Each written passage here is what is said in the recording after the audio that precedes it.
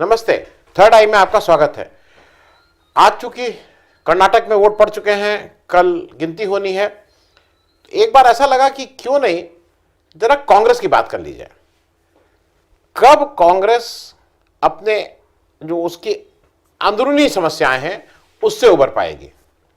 हो क्या रहा है कि दो तरह से चीजें होती हैं, एक आपकी इंटरनल स्ट्रेंथ होती है, एक एक्सटर्नल एनवायरनमेंट होता है। तो बाहर की जो परिस्थिति है वो उसमें कांग्रेस का कितना दिया है, राहुल गांधी की भारत जोड़ो यात्रा के अलावा तो और कुछ नहीं दिखता है। परिस्थितियां लेकिन कांग्रेस के अनुकूल हो रही हैं, चाहे वो चुनाव की बात करें या इस समय जिस तरह से अडानी की बात है, सतपाल मलिक की बात है। कांग्रेस एक लंबे समय तक महिलाओं की बात पे, इन सब पे लड़ती रही है, लेकिन अभी ऐसा लगता है कि कांग्रेस को जो अपने उनकी दिक्कतें हैं उसमें और निर्णायक होना होगा। तो मैं आज आपके साथ जो शेयर कर रहा हूं, क्योंकि कल कर्नाटक का चुनाव है, तो उससे अलग हटके कांग्रेस की क्या कमजोरियां अभी मुझे दिख रही हैं और उनके संभावित के इलाज क्या हो सकते हैं। तो मुझे सबसे बड़ा ये लगा था कि एक समय जो कांग्रेस की बड़ी कमजोरी थी कि लैक ऑफ फोकस्ड लीडरशिप। जो लीडरशिप थी वो बहुत ही मतलब फोकस नहीं थी।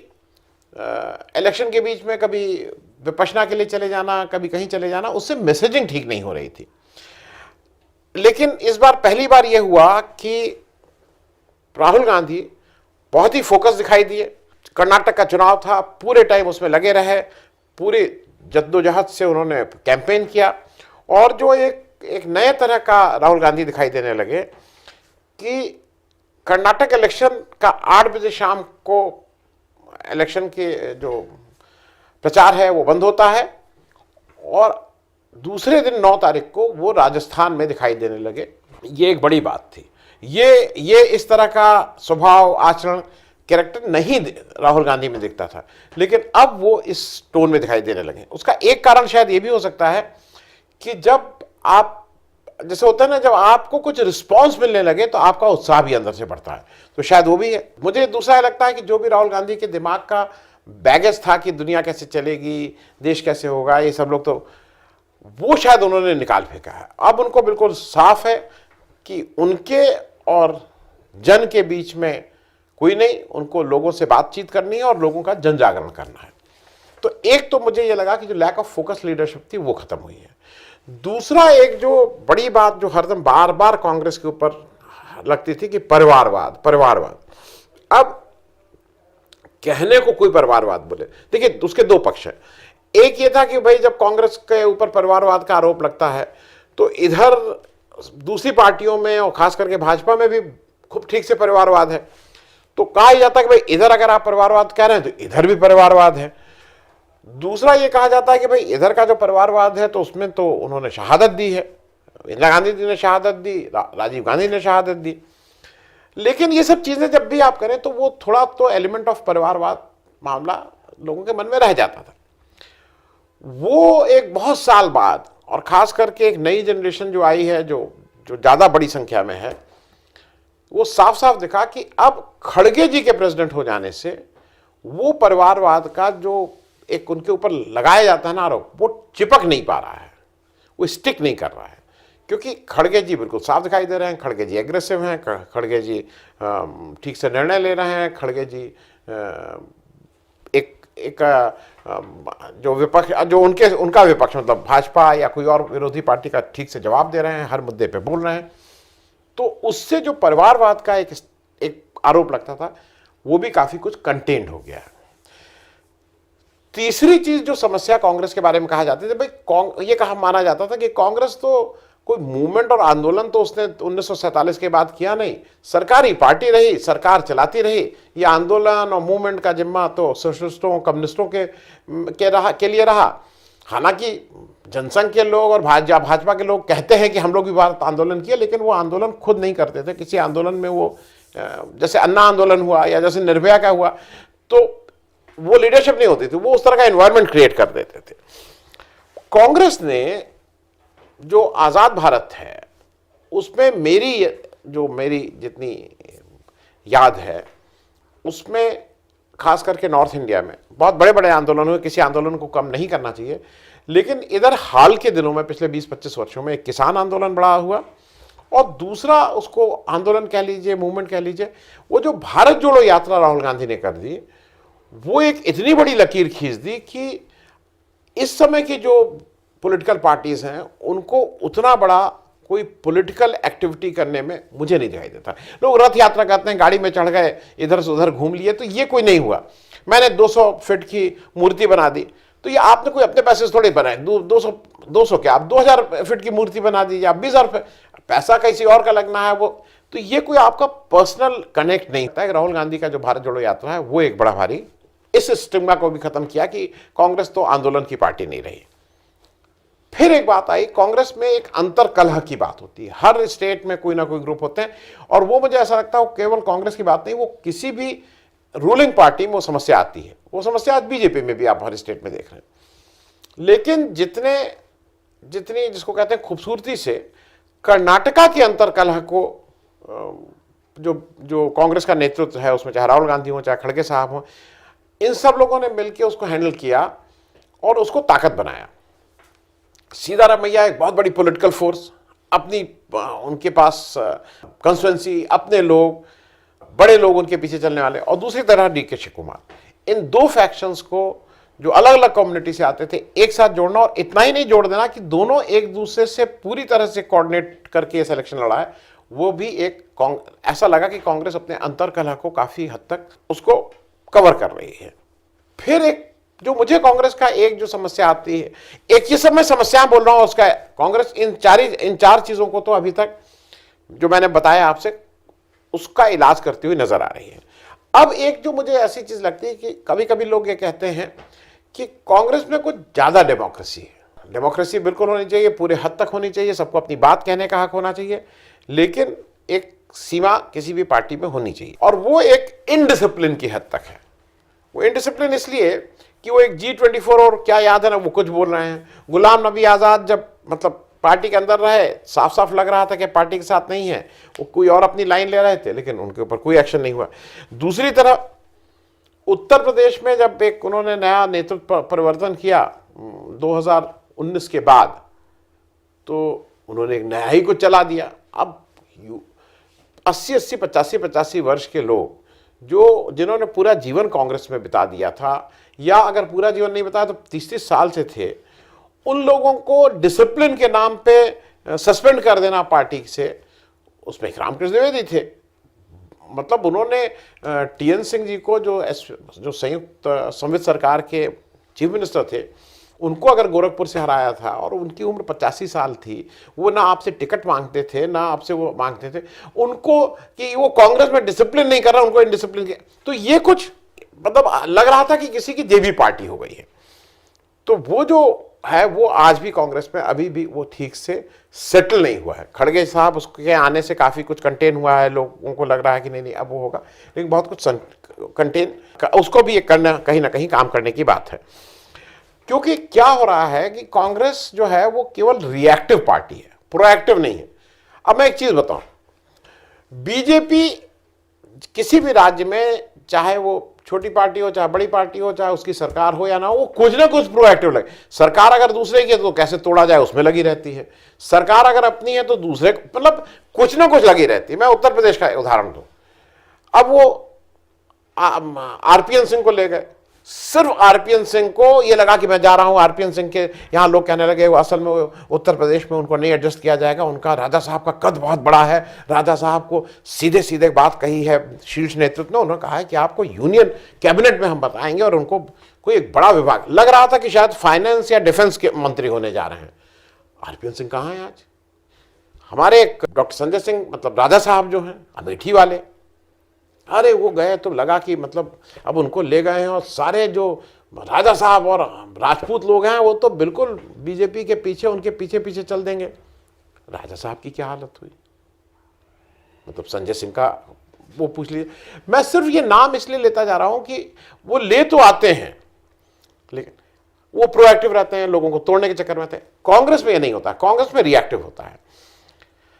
कर्नाटक इलेक्शन में भी जो लोग आए, चाहे जगदीश शेट्टार हों, चाहे दूसरे chief minister, deputy chief minister हों, बहुत से लोग टूट के आए हैं बीजेपी से, लेकिन उसमें कांग्रेस का प्रयास नहीं था।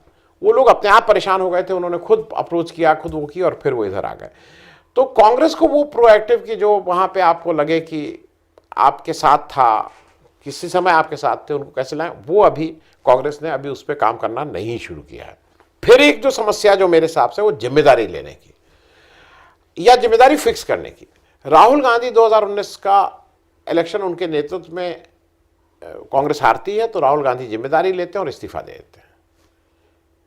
पर वहीं पे एक, क्योंकि वो बड़ा एक पावर सेंटर है, प्रियंका गांधी जी, हिमाचल प्रदेश में जीत होती है तो वो प्रियंका गांधी जी, उसकी सब उनकी वजह से होती है। तो उत्तर प्रदेश में जो हार हुई और 1.5% के अंदर सिमट गई कांग्रेस, उसके लिए जिम्मेदार कौन है? पंजाब में जिस तरह की बुरी हार हुई, उसके लिए जिम्मेदार कौन है? इस पे कभी बात नहीं होगी। तो मुझे ये लगता है कि इसको भी थोड़ा, मतलब आपको साफ साफ ये रिस्पॉन्सिबिलिटी फिक्स करना चाहिए और लोगों को पता रहना चाहिए ये हुआ है। ठीक है, निर्णय गलत हो सकते हैं, लेकिन कम से कम इसको ये नहीं, इस पर बात नहीं करेंगे, इसको वो कर देंगे, ये आगे पीछे इस तरह का खेल ठीक नहीं रहेगा। अब क्या हो रहा है कि कांग्रेस का 2024 का जो बड़ा क्वालिफाई था, जो होता है ना प्रीलिम्स, जैसे आईएएस में होता है, वो कर्नाटका था। और जैसा इंडिकेशन है, जैसा लग रहा है कि कांग्रेस उस क्वालिफाइंग राउंड को क्लियर कर रही है। अब अगली दिक्कत क्या है कि अगली दिक्कत 2024 के चुनाव से पहले 4 स्टेट इलेक्शन है, उसमें तेलंगाना, छत्तीसगढ़, मध्य प्रदेश और राजस्थान। तो तेलंगाना में तो ठीक है, वहां तो केसीआर साहब, चंद्रशेखर राव साहब की सरकार है, वहां कांग्रेस लड़ेगी, जो भी लड़ेगी, वो एक उतनी दिक्कत नहीं। असली दिक्कत है मध्य प्रदेश में। आप जीत के मध्य प्रदेश, राजस्थान और छत्तीसगढ़, पिछला जो इलेक्शन था 2018 वाला, उसमें कांग्रेस तीनों जगह स्टेट जीती थी। बाद में मध्य प्रदेश में बीजेपी ने तोड़फोड़ करके, ज्योतिरादित्य सिंधिया को इधर उधर करके उन्होंने सरकार गिरा दी और फिर वो अब बीजेपी की सरकार है। तो थोड़ी देर के लिए मान लीजिए अगर कांग्रेस वहां जीते ना जीते, बराबर पे भी आए तो कोई दिक्कत नहीं। छत्तीसगढ़ में जैसी रिपोर्ट है, जैसा लोग कह रहे हैं कि कांग्रेस की स्थिति अच्छी है, क्योंकि वहां पे बीजेपी की तरफ से कोई बहुत बड़ा, रमन सिंह साहब मोर और लेस सब रिटायरमेंट तो नहीं बोलेंगे, लेकिन वो बहुत एक्टिव नहीं है, तो वहां कोई बहुत बड़ा चैलेंज नहीं अभी तक दिखाई दे रहा है कांग्रेस के लिए। अब बात आ रही है राजस्थान की। राजस्थान एक ऐसी स्टेट है जिसको, क्योंकि इन तीनों स्टेट को कांग्रेस को डिफेंड करना है। अब राजस्थान में क्या होगा, और मैं राजस्थान की बात इसलिए कह रहा हूं कि इस समय राजस्थान में काफी कुछ उठापटक हो रही है। सचिन पायलट साहब एक अपना अलग राग अलाप रहे हैं। तो पहली चीज कांग्रेस को यह सोचना है और अपनी लीडरशिप को भी और कॉमन उससे भी कनेक्ट करना है, क्या यह संभव है कि 2023 के अभी जो 6 महीने बाद चुनाव होने जा रहे हैं स्टेट के, क्या कांग्रेस चेंज ऑफ लीडरशिप करने की स्थिति में है? मेरे हिसाब से नहीं। तो अगर चेंज ऑफ लीडरशिप करने के उसमें नहीं है तो क्यों? सचिन पायलट साहब का क्या होगा? सचिन पायलट साहब ने कुछ ऐसी हरकतें की कि वो अब आज की तारीख में संदेह के घेरे में है। उसको कोई बोले या ना बोले, लीडर अच्छे हैं, विरासत अच्छी मिली हुई है, पॉपुलर हैं, सब कुछ अच्छा है, लेकिन उनके ऊपर आज कहीं ना कहीं संदेह की सुई तो उनकी तरफ दिखाई देती है, क्योंकि उसके कई कारण हैं। पास्ट में आपने एक बार आप वहां से ले आए थे और गुड़गांव में आप किस रिसोर्ट में रुक गए थे, सबको याद है। अब आप उसको कुछ कहिए कि नहीं आप वहां पे कोई प्रार्थना करने आए थे या योग करने आए थे या ध्यान करने आए थे, वो आप कुछ कहते रहिए।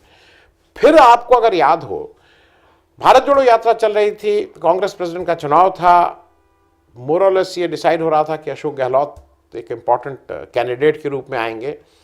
उस समय सचिन पायलट भागे भागे गए राहुल गांधी की भारत जोड़ो यात्रा में, फिर लौट के आए और फिर एक्टिव हो गए कि अशोक गहलोत ने अभी नॉमिनेशन भी नहीं भरा था कि मतलब उनको उसी समय किसी तरह से शपथ दिला दो और वो राजस्थान के चीफ मिनिस्टर हो जाए। धैर्य बिल्कुल नहीं है। और फिर उसके बाद का मैं रिपीट नहीं कर रहा हूं, अजय माकन को जिस तरह से भेजा गया और अजय माकन का जो रोल रहा, वो रोल भी ठीक नहीं था। वो वहां जाते हैं और फिर अशोक गहलोत मिलना चाहते हैं तो कहते हैं नहीं हम नहीं मिलेंगे। अब अजय माकन इतने बड़े नेता हो गए कि अशोक गहलोत चीफ मिनिस्टर हैं आपके, वो मिलने को कह रहे हैं तो इनके पास ये कहते हैं नहीं हम नहीं मिलेंगे। तो वो एक काफ़ी कुछ अगर मैं एक भाषा में यूज नहीं करता हूं जिसको अगर खराब भाषा कहें, काफी रायता फैलाया इन्होंने। उसके बाद कांग्रेस एक अच्छा कैंपेन करके 8 मई को इलेक्शन खत्म कर रही है, 9 को राहुल गांधी राजस्थान जा रहे हैं, ये 9 को एक प्रेस कॉन्फ्रेंस कर रहे हैं। क्या प्रेस कॉन्फ्रेंस कर रहे हैं कि वो मतलब अशोक गहलोत कितने खराब आदमी और कितना वो और क्या क्या, मतलब अशोक गहलोत के ऊपर एक डायरेक्ट करके एक प्रेस कॉन्फ्रेंस कर रहे हैं। उससे नुकसान क्या है? अगर उससे कोई फायदा और नुकसान हो रहा है, तो अगर नुकसान हो रहा है कांग्रेस का, चाहे एक ही वोट का हो, तो वो कांग्रेस का हो रहा है। 10 तारीख को वोट है, तो आप अपनी पार्टी का भला कर रहे हैं कि बुरा कर रहे हैं? 11 तारीख से आप पदयात्रा चला रहे हैं, आप कांग्रेस के एमएलए हैं, आप कांग्रेस के प्रेसिडेंट रहे हैं पहले, कांग्रेस स्टेट यूनिट के। आप उस पदयात्रा में कहीं पे भी खड़गे जी का उसमें कहीं फोटो वोटो नहीं है। आप कौन है भाई? आप पार्टी से बड़ी चीज हो गए हैं। आप कहने को सोनिया गांधी की फोटो लगा रहे हैं, ये सब कर रहे हैं, लेकिन कहीं ना कहीं मुझे ऐसा लगता है कि सचिन पायलट को अब डायरेक्टली इनडायरेक्टली दबे जबान से सारी जगहों से कुछ ना कुछ बात आ रही है कि खड़गे जी भाई बात करना चाहते हैं, ये कहते हैं मैं खड़गे जी से बात ही नहीं करूंगा। तो ये इस पे कोई ना कोई कांग्रेस को एक स्ट्रिक्ट एक्शन लेना ही होगा, क्योंकि जो मेन बात है कि सचिन पायलट की जैसी आज की स्थिति है, उससे ऐसा लगता है कि वो कांग्रेस छोड़ेंगे। वो बीजेपी में जाएंगे नहीं जाएंगे वो एक अलग बात हो सकती है, लेकिन वो कांग्रेस छोड़ेंगे। कांग्रेस कब छोड़ेंगे? इलेक्शन से 4 दिन पहले छोड़ेंगे, 40 दिन पहले छोड़ेंगे, 4 महीना पहले छोड़ेंगे, ये मैटर ऑफ डिबेट हो सकता है। अब कांग्रेस के लिए पुराने सारी चीजों को ध्यान में रखते हुए ये जरूरी है कि उसको एक कठिन निर्णय लेना है कि सचिन पायलट अगर कांग्रेस खुद छोड़ते हैं और जाते हैं, वो ज्यादा उसके लिए नुकसानदेह है, या उनको पार्टी विरोधी गतिविधियों के कारण उनको कांग्रेस से निष्कासित किया जाता है, वो कांग्रेस के लिए कम हानिकारक होगा। ये कांग्रेस के लीडरशिप को तोल मोल के डिसाइड करना है, क्योंकि आपने गुलाम नबी आजाद को बहुत दिनों से हो रहा था जा रहे हैं, आपने निकाला नहीं। आज वो कितने व्यक्तिगत आरोप लगा रहे हैं, और जो व्यक्ति 50 केवल कांग्रेस और कांग्रेसी के उस पे सारे पदों पे उसने राज किया, पिछले 30-35 साल से कोई इलेक्शन जीते नहीं, और उसके बाद अब वो आज घूम घूम के कांग्रेस को गाली दे रहे हैं। तो ये कांग्रेस के लिए को भी देखना होगा कि इनको इतनी लंबी रोप दी जाए कि ये छोड़ के निकले और फिर गाली देना शुरू करें, कि इनको निष्कासित किया जाए। ये कुछ ऐसे मुद्दे हैं जो मुझे ऐसा लगता है कि कांग्रेस को एड्रेस करने होंगे। जितनी जल्दी एड्रेस कर लेगी कांग्रेस, उतना कांग्रेस के पक्ष में है, क्योंकि बाहर का जो इन्वायरमेंट है वो इस समय कांग्रेस के पक्ष में होता हुआ दिखाई दे रहा है। लेकिन अगर खुद ही कांग्रेस इसके लिए तैयार है कि तुम जब पब्लिक खुद कर ले, लोग तैयार हो जाएंगे भाई कांग्रेस में आना, लेकिन कांग्रेस ही जब लड़ने को ना तैयार हो, तो उसका तो भला कोई भी नहीं कर सकता है। बहुत बहुत धन्यवाद। Thank you.